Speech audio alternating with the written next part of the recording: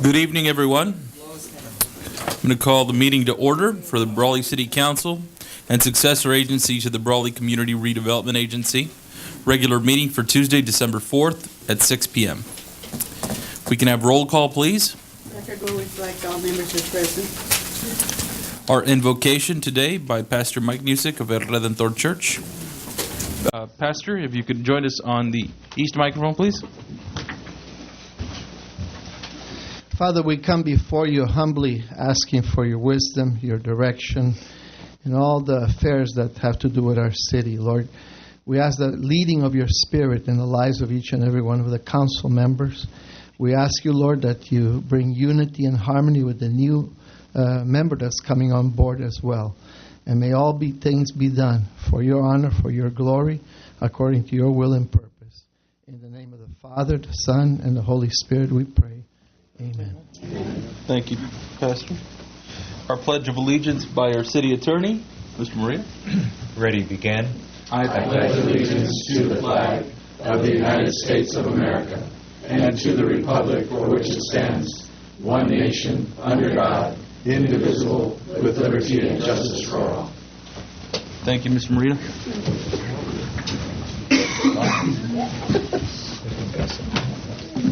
It's good. It's good. Nice. You know, it's got to do something, you know. All right. Next item on the agenda is the approval of the agenda. Is there a motion to approve the agenda as written? So moved. Second. There's a motion to approve in a second. Any discussion? All those in favor? Aye. Any opposed? The motion carries. Thank you. Next item on the agenda is public appearances and comments. Not to exceed 4 minutes. This is the time for the public to address the council on any item not appearing on the agenda that is within the subject matter jurisdiction of the City Council.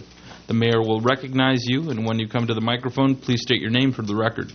You're not allowed to make personal attacks on individuals or make comments which are slanderous or which may invade an individual's personal privacy. Please direct your questions and comments to the City Council.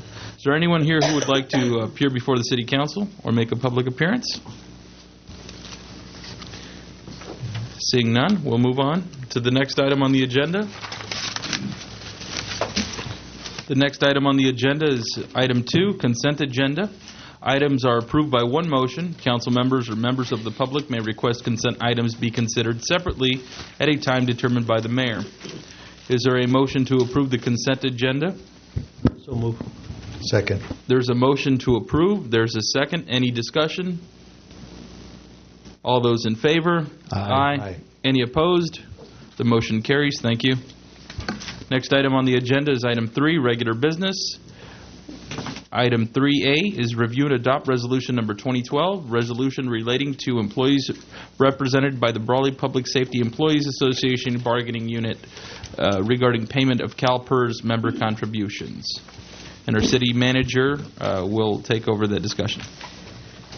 Good evening, Mr. Mayor, members of the council. On page 27 of your agenda packet, you will find the staff report pertaining to BPSCA's pension contributions. It is a very positive moment in our city's history that I can share with you that there are some changes on the horizon with regard to the pension contributions for our employees that are represented by BPSCA. These are approximately 35 staff members that span both the sworn and non-sworn categories. And the primary changes that are represented in this enabling resolution are contributions by our sworn officers in the amount of 9% of their base pay, including incentives and the uniform allowance per year for our safety personnel, and then a 7% contribution, which is the employee portion for our miscellaneous employees or non-sworn. It is necessary for us to submit a resolution to the state that documents the change in the payment of the employee portion. As many of you know, since we've been working on this subject for quite some time, the hope was to achieve changes in the pension program that allow for employees and the employer to share in contributions to pensions. So we have reached that point. This is now the third bargaining unit that is stepping forward and showing leadership to contribute to the employee portion of their pension. The staff report is organized in two ways. It talks about the existing members and how future members will be affected.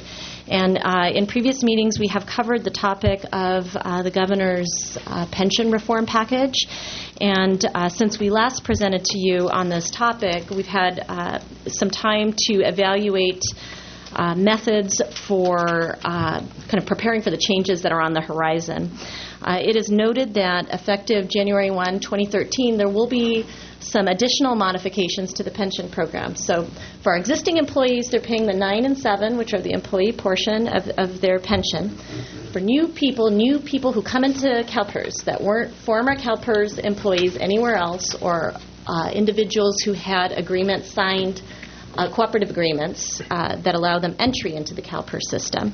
Those new individuals, on top of the 9% for sworn, will pay an additional 3% into their pension.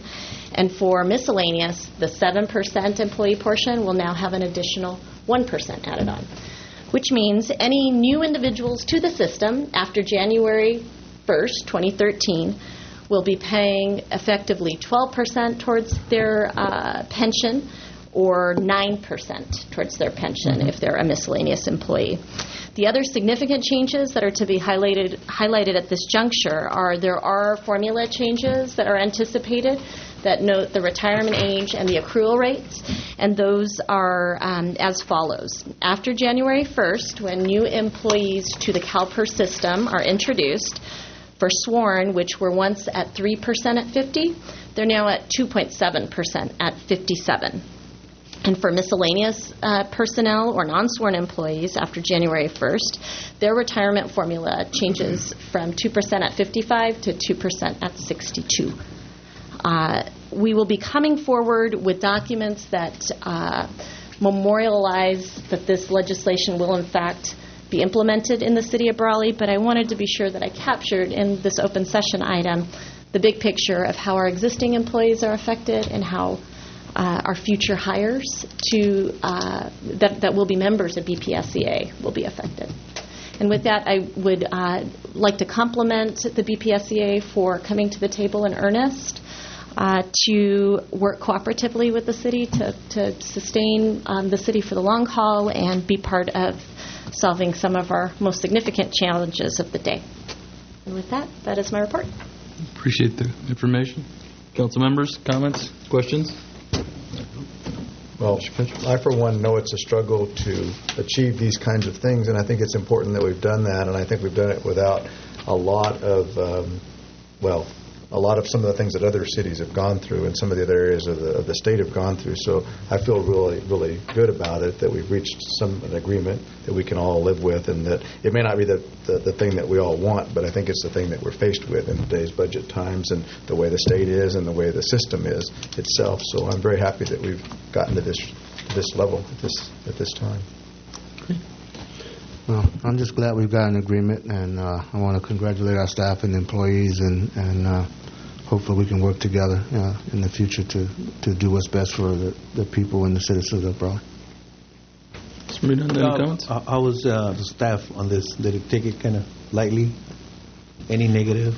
I think this is a very serious subject to all of our employees. It's one of the ways that we compensate our employees. But I think together we met and negotiated honestly and in a transparent way, and it meant that we could both see places that we could work together on.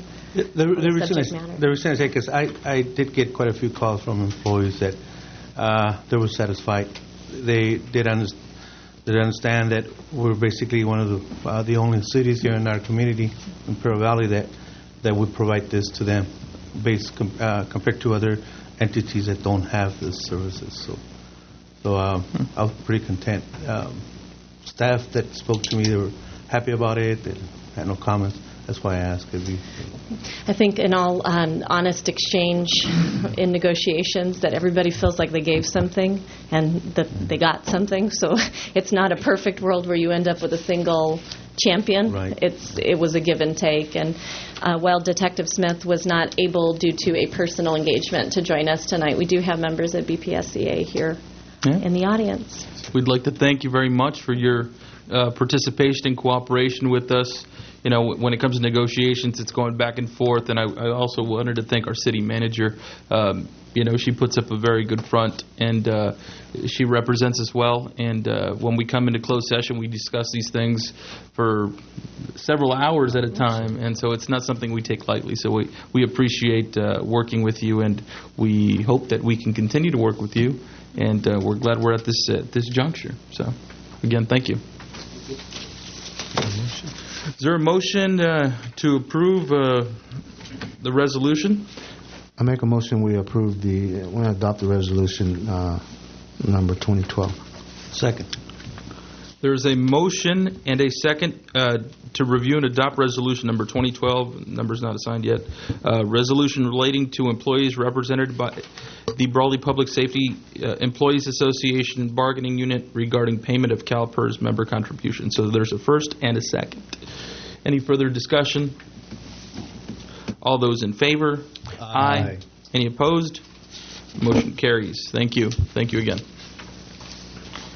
The next item on the agenda is item 4. 4A is departmental report and informational items, and it's a monthly staffing report for December 2012 and an update on fire chief recruitment and the City of Brawley's 2013 calendar by our personnel and risk manager, Shirley Bonias. Good evening, Honorable Mayor, council members. Shirley Bonias, Personnel and Risk Management Administrator. If I may direct your attention to the staffing report. Couple highlights. Parks and Recreation, we concluded that recruitment last night. Department head will review the applications within the next couple days and see if we have qualified candidates and move forward with that position. The other item I would really need some help on is the police department vacancies. We have 3 unanticipated vacancies that are officers of budgeted positions for this fiscal year. With the lead time of recruitment with police officers is so extends 4 to 5 months at times due to backgrounds, we would like your approval to move forward for an eligibility list and see if we can create that and come back to you for approval on the number of positions to actually fill. I would make a motion to move forward with that request. Second. Is there any discussion? Any questions? This is just information. Just keep seeking action. What we intend to do when these personnel summaries are presented, the council has requested prior to initiating any recruitment associated with budgeted positions that we're providing regular briefings to the council on how we're addressing attrition and open positions. What Shirley intended, or Ms. Bonilla's intended to do tonight was to advise the council of our intent, which is to establish this eligibility list. We would come to you for final action on the topic of, do you wish to fill every vacancy that's there or take a more modest approach? It would be your call. If your suggestion is that we don't get a motion because it's not listed as such, that's fine. We're simply looking for consensus from the council to proceed with our plan. Dennis, is there any objection to the motion, or should we just proceed with the recommendation? Because I understand it's going to come back to you before. Right. Correct. And what staff is advising you is that they're going to move forward with the eligibility. Correct. To fill the budget positions. They're asking for our opinion on that. We want to move forward with that process. I don't think a motion is necessary in that context. I'm not sure that we can do a motion in that context because it's not an action item on the agenda. Is that not correct? That's why I brought it up, because it's listed more. The consensus of council at this time is to move forward. Thank you. Thank you. And then just for an overview, Interim Chief Peraza has been filling the fire chief's position. It will be 18 months come July 1st, 2013. And again, the lead time for recruitment is going to be, I'm sorry, my eyesight's not what it used to be. Anybody see? Well, we can just look at it like this rather than the slideshow. I'm trying to get down there to the slideshow and I can't even find the cursor. Just to give you an overview. It's only one slide, right? It's only one slide, thank goodness. We're good. We can Thank you, sir. January 2013, it is recommended that we go ahead and start the recruitment process. Between placement of ads, lead time, we would want to have the opening at least 30 to 45 days so we can attract as many as we can. We're going to use the International Fire Chiefs Association website, California Fire Chiefs Association website, our website, local publications, as well as the publication called Jobs Available to advertise, roughly deadline middle of February. Review candidates, interviews, and then finally select a candidate will be roughly May on my calendar. It's going to be a department head. It's anticipated that council will want a contract. And by the time we get through all the processes that needs to be done, it's looking like a July 1 start date. And that's very positive that we're going to have a large applicant pool and have somebody to choose from in that applicant pool, both open and in-house as well as an open recruitment to the public. So that is the anticipated timeline. Any questions on the fire chief recruitment? I had one. Yes, sir.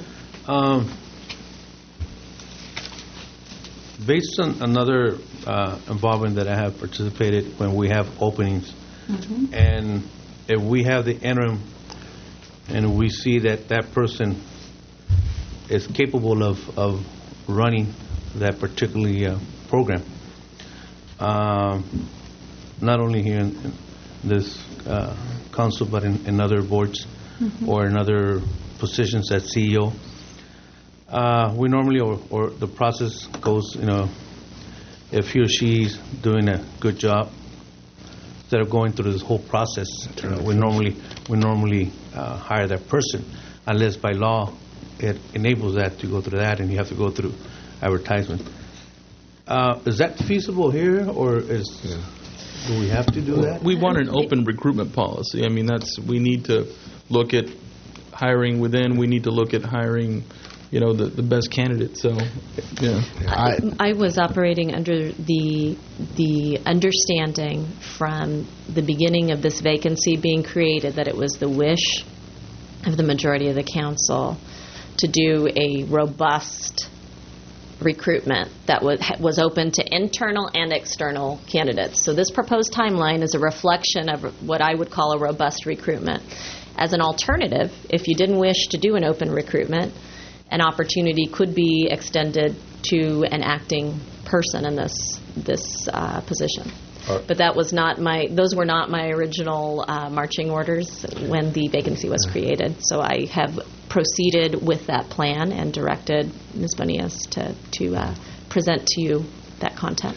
Well, the concern I have, I've heard some of the context that's been mentioned here, and I can tell you that we're talking several $1,000s of just advertisement, and I don't know if we need to go to that extent. If we could advertise maybe locally, right? First, let's do that first, and then... I would agree, to try and keep the cost down, certainly. And then, obviously, local recruits, and that includes people within Imperial County. Right. Mr. Kett? Are there options? I mean, do we have to recruit at all? What Miguel, I think, was asking is, what are our options in this? We could appoint somebody without a recruitment, without an interview, without interviews, without anything? We could offer the opportunity to a given candidate today. There are several questions that need to still be answered by the council. The first is there had been an interest on the part of the council when I was first hired to move in the direction of contracts on all department heads. This is kind of a bigger global question. Right. Wanting to go in that direction, which is a change in the way we have approached most of the departments, although there are two of us that do have term-limited appointments that are cemented in a contract. You certainly have the ability to direct me to allow for an internal-only recruitment, an appointment process, or a open and active recruitment. I will note that when we pull together budget numbers for personnel And while Ms. Bonilla's budget did shrink from last year to this year because of changes in staffing levels, we did account for costs associated with a robust recruitment, because that's what I understood to be part of the desired work plan. And there are several interested persons in trying to fill that position. So it's not just, they've written to council, they've written to me directly expressing interest. And actually the recruitment process was supposed to begin in October, and we're in December now. So it is delayed, and so I think it's a correct thing to do. If I may ask, what would this recruitment process cost the city? So far, I have jobs available is only $35, and that's just a one-page, small little booklet. One publication comes out twice a month. Our website, of course, is free of charge. A couple $100 for IV Press. Desert Review, to my knowledge, I can't quote right off the top of my head or what the Hopefield Tribune would charge. And the two websites, the Chiefs website, both the International and California, I have requested rates from them and have not heard back yet. If the council would like to kind of ponder the topic, we certainly could come back to you with a detailed budget, so you know what it's going to cost for us to do this and what the time frame is. Because I know we've advertised in the Western City magazine and some of those other outlets, and it's very expensive. It doesn't sound like it's going in that direction now. Yeah, No, but I think it's minimal. But I'm worried about that cost, but I'm also worried about staff time on all this, because I think that's the bigger, kind of the hidden issue. I think if they spend a lot of time on this, but we're going to hire someone locally anyway, I mean, is that something? And we don't know that, I mean, before the effort's made. We don't. But if that's somewhat our intent, I think we're spinning our wheels and wasting time. I can tell you my flavor right now is if we've got somebody qualified to fill the position, and then we need to be willing to look and offer that opportunity. We need to have an open recruitment policy. I mean, that is without question. We have to select the best candidate, and it could be Chuck and it could be somebody else. Well, yeah. But it has to be a fair opportunity for everyone, and we've said that all along. No. Yeah, I understand what you're saying, Joe. I'm not talking about just giving the job to one certain person. I'm talking about advertising the job within our right here to see if we've got someone qualified, and then if not, then would you come do I it? agree with you. That's true. And we've done that even in recruiting our city manager. I mean, we looked locally, and I would. Sounds like that's kind of our intent. Yeah. I think I can agree with that. I do not anticipate that this will be thousands and thousands of dollars worth Right. of advertising costs at all. And if there is some benefit to potential appeals down the road to the hiring process, I think the more open and transparent it is, the more defensible an ultimate decision by the city will be. This vacancy, when our current interim accepted the assignment, it was understood that the interim role would be at least a year. And the same conversation was had with another interim director that's currently serving. Okay. Yeah. And we did say that our recruitment process would begin in October.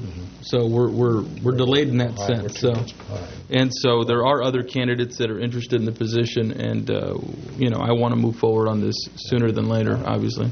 If I may, Mayor, I will be more than happy to put the cost together by the 18th and have that on the agenda so you can see what the cost is following these guidelines, and then pulling away. The only international, or the only one that would be outside the Imperial Valley, would be the two websites and the jobs available. So I'll break it down on those two and get it to council. But that's on the already 18th. been budgeted, though, right? Yes, it's $4,000 is in for advertising into the personnel budget for this specific project only. Well, again, I think we should advertise the job internal first and let the folks from here apply, and if that doesn't work out, then we move to the outside. I would say we advertise locally, because there are people that have approached me that are outside of the Brawley Fire Station, so they need to get a fair shake just like everybody else does. Yeah. So I understand that, but I was just concerned because who better to know as the director or the CEO as to who they have on board doing the job. and I'm pretty sure that the person is doing the best of his or her job to retain that position if it comes full-time or permanently. And as a supervisor, then you know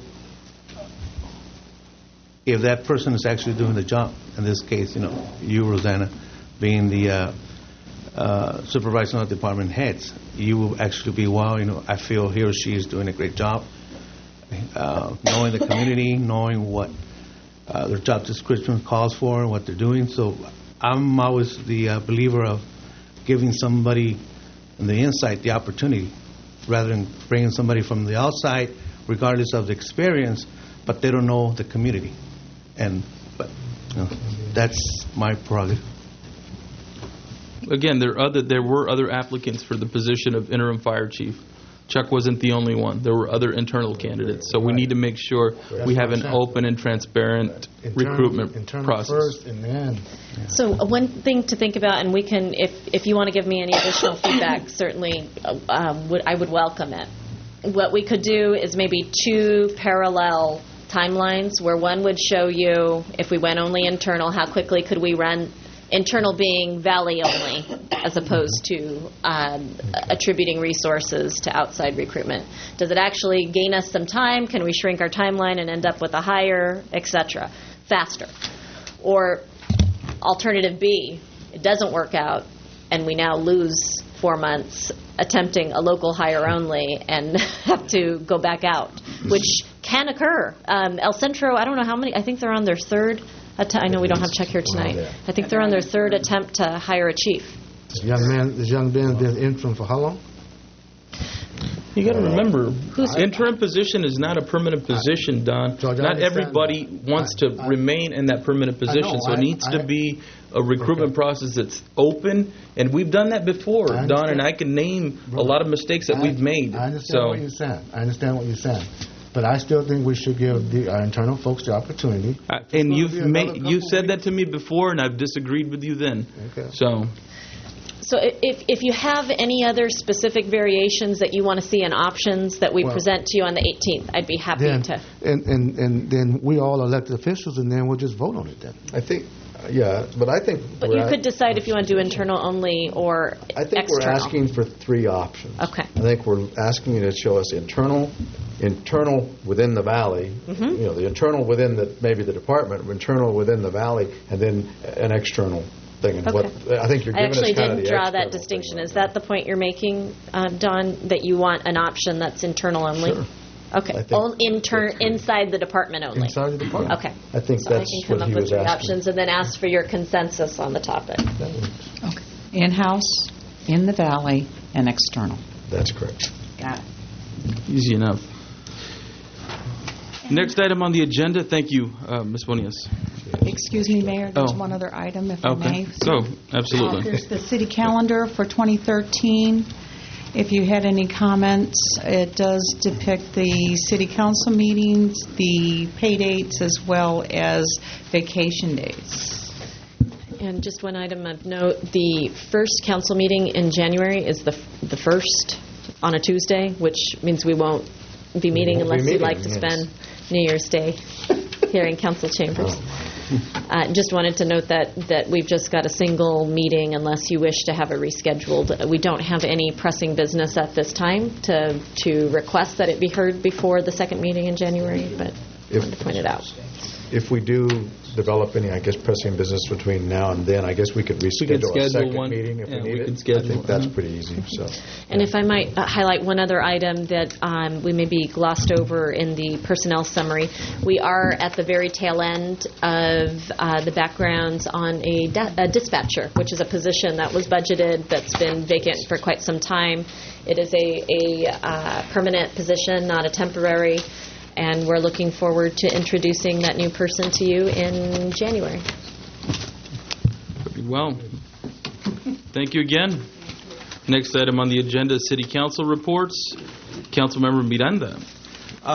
None to report this time, Mayor Nava. Thank you. Councilmember Campbell.